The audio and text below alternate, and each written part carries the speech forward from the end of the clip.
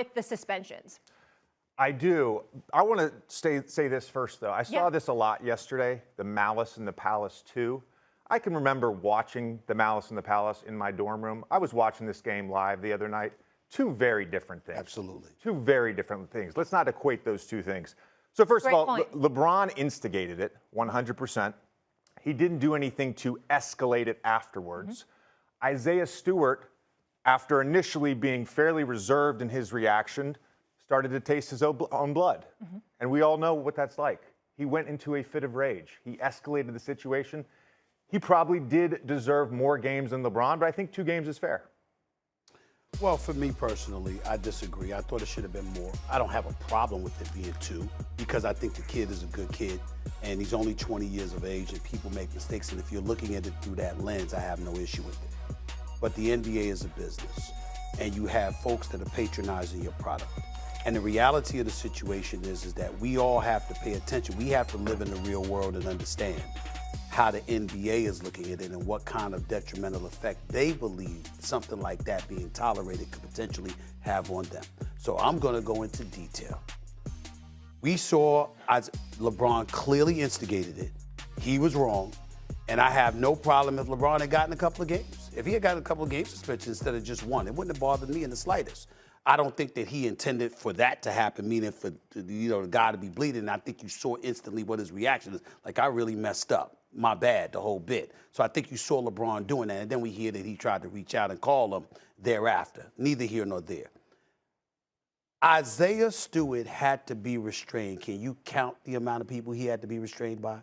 Can you count the amount of people? About 7 or 8. It was about 7 or 8. I think it was more than that. Because you're talking about his teammates. But did he and throw a punch? Staff. Did he throw a punch?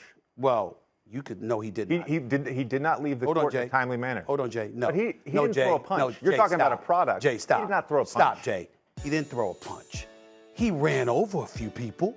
He ran over assistant coaches and security guards. Right. It wasn't like he was running over guys from the Lakers. No, the point is that Jay Williams tried to make that same point. No. What if an assistant coach, what if one of your own assistant coaches, who's probably in his 40s or 50s, what if they had gotten hurt when they went flying and fell to the floor? Right. Would we be saying, well, that was your teammate, that wasn't the opponent? We wouldn't be saying that. The fact of the matter is you have to restrain yourself, because when you don't restrain yourself and you look that out of control, where ultimately arena security and law enforcement officials got to get involved because you're racing to the back to try to confront LeBron James after you bulldozed over numerous people in the process. This is the part that's hard about this conversation, because I'm not trying to point the finger at Isaiah Stewart like he's some bad guy. Clearly not. Clearly not. I'm not saying that about it. What I'm saying is, from an optics perspective, if you are the league, it matters how your product. What's an appropriate punishment? I thought if it were me, yeah, I'd have suspended him for 5 games. I'd suspended him for 5 games without blinking. And I would have explained him, and I would have went old Commissioner, God rest his soul, Commissioner Stern route. I would have called him up to the league office, and I would have said, I want you to understand that I don't believe you're a bad person. I don't believe this is something that you're known for. But you need to understand that as a professional athlete representing our brand, you can't look like that and think that that is going to be a good reflection on our league. Elbows happen. People have bled before. Hell, punches have been thrown before. But you don't see something like that often. It's Stephen A, though. And that's what I'm saying. It was intentional. Keyshawn, I want you to get in here. It was intentional, and he is 20 years old. Go ahead, Keyshawn. Which part was intentional, Molly?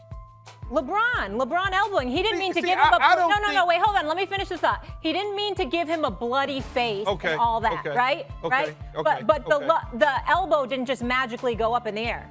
No, there's no question that whatever frustration was there with LeBron at some point in time, he took it out on Isaiah Stewart because they were locked at arms, standing there underneath the basket, and he basically said, get you know what, off of me, and his head happened to hit a closed fist. Therefore, there was a gash that was put into Isaiah's face.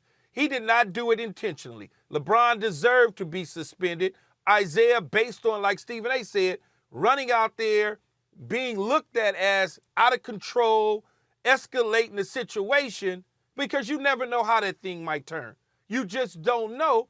And as you know, JJ, the league is a brand. They want to protect that logo. They don't want to have the same sort of things that happen in fights with a bunch of people around. All of a sudden, there's some mayhem. And 2 games is enough, Stephen A. You don't need more than 2 games. He's young. He'll I don't have a problem with the 2. I'm saying if it were me, it would have been 5. But I'm not opposed to the 2. JJ, I'm not opposed to the 2. Why were you shaking your head when Keyshawn was just talking? Well, here's my issue with giving him a 5-game suspension. The guy hasn't done anything wrong in his career. This is his first thing.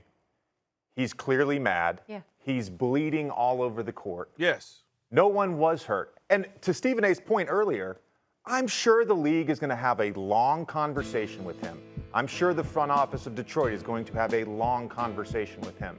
I'm sure he will learn a lesson from this 2-game suspension. 5 seems excessive. That's all I'm saying. Let me ask you this, though, JJ and Stephen A. Because some people tried to convince me that LeBron got off lightly because it's LeBron James. If it wasn't LeBron James and it was somebody else, the 9th man on the team, they would have had a harsher penalty. Do y'all believe that? Because I don't. No, I don't. I don't believe it either. I don't believe it. Again, he goes back to LeBron didn't further escalate the situation. Exactly. He realized as soon as he hit him in the face, he realized, oh, I swung. I didn't mean to hit him there, but I swung.